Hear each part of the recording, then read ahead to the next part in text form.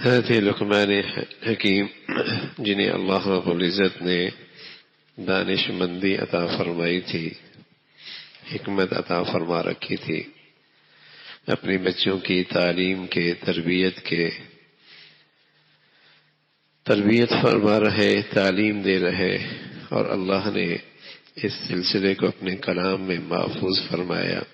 کہ ایک باپ اپنے بچوں کی تربیت تعلیم ان خطوط پہ کرے۔ سب سے پہلے یہ دیکھے کہ اس کا عقیدہ ٹھیک رہے، اسے صحت مند ایمان یقین نصیب ہو جائے۔ دوسرا، اسے اس فکر ہو کہ میرا بیٹا عبادت پہ آ جائے، عبادات کا پابند ہو، عبادات کا اہتمام کرنے والا ہو۔ اور تیسری صورت یہ ہے کہ میرے بیٹے کا دین کی حفاظت میں، دین کی اشاعت میں، دین کی خدمت میں حصہ پڑ جائے۔ یہ بھی ہر دور کا مسلمان اپنے بچوں میں فکر پیدا کرتا رہا تو نسل در نسل ایسے افراد امت میں آتے رہے جو اللہ کی دین کی خدمت میں اپنے آپ کو پیش کرتے رہے ہر دور میں، اور اسی کی بدولت آج دین بھی نسل در نسل زندہ ہے۔ آج دین کی ہر شکل زندہ ہے، آسمانی کتاب کے الفاظ بھی محفوظ ہیں، اس کا مفہوم بھی محفوظ ہے، پیغمبر علیہ الصلوۃ والسلام کے ارشادات بھی محفوظ ہیں، ان ارشاد میں رکھا پیغام بھی محفوظ ہے۔ اللہ کے نبی کی زندگی کا ہر نقشہ، زندگی کی ہر حرکت سکنات، ہر عمل آج امت کے پاس محفوظ ہے، اس لیے کہ ہر دور میں ایسے افراد پیدا ہوتے رہے جو اللہ کے دین کے لیے یا تو پوری زندگی وقف کر دیا کرتے تھے، یا کسی نے اپنی کچھ صلاحیتیں لگا دی، کسی نے اپنے کچھ اوقات لگا دیے، کسی نے کچھ وسائل دے دیے، کسی نے دولت لگا دی، کسی نے زندگی دے دی، بلکہ یہ سلسلہ رسول اللہ صلی اللہ علیہ وسلم کے زمانے سے رہا ہے۔ ہر دور میں رسول اللہ صلی اللہ علیہ وسلم نے فرمایا دو لوگ قابل رشک ہیں جنہیں دیکھ کر آدمی کہہ سکتا ہے کاش کہ میں ایسا ہوتا۔ دو قسم کے لوگ ہیں، یہ اللہ کے نبی نے اور کسی کے بارے میں نہیں فرمایا، فرمایا دو قسم کے لوگ قابل رشک ہیں۔ ایک وہ جنہیں اللہ نے آسمانی علم عطا فرمایا ہو، قرآن حدیث کا علم ملا ہو، اور پھر ساری زندگی اس قرآن حدیث کی انصاف بری زندگی کو پھیلانے میں اس کی زندگی لگ گئی ہو، ایک وہ شخص۔ دوسرا کون ہے؟ رسول اللہ صلی اللہ علیہ وسلم نے فرمایا دوسرا وہ شخص ہے جسے اللہ نے دولت دی ہو، مال دیا ہو، اور پھر اس کی وہ دولت اللہ کے راستے میں خرچ ہو رہی ہو۔ یہ دو شخص ایسے ہیں جو اس قابل ہیں کہ جن پہ آدمی رش کر سکتا ہے کاش کہ میں ایسا ہوتا، میری اولاد ایسی ہوتی۔ اور ہر دور میں ایسا ہوا، کچھ لوگوں نے اپنی زندگیاں پیش کی، کچھ لوگوں نے اپنے وسائل پیش کیے، ہر دور میں، اور اس کی برکت سے آج امت میں دین نسل در نسل زندہ ہے۔ اگر بلال حبشی ہیں تو وہاں آپ کو حضرت عثمان بھی نظر آئیں گے، اگر وہاں علی ہیں تو وہاں آپ کو عبد الرحمن بن عوف جیسے مالدار بھی نظر آئیں گے، وہاں سرمایہ رکھنے والے عثمان غنی بھی نظر آئیں گے۔ تو کوئی زندگیاں لگا رہا، کوئی اپنی زندگیاں وقف کر رہا، اور کچھ اپنی دولت خرچ کر رہے۔ یہ ہر دور میں امت میں ایسے افراد آتے رہے جو اپنی زندگیاں دین کی حفاظت میں لگاتے رہے،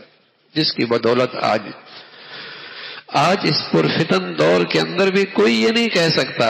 کہ میرے پاس نبی کا یہ طریقہ موجود نہیں ہے۔ ہر نبی کی ادا عقیدے سے لے کر عقیدے سے لے کر معاشرتی اور معاملات کی زندگی تک پورا دین امت تک محفوظ ہے، حتیٰ کہ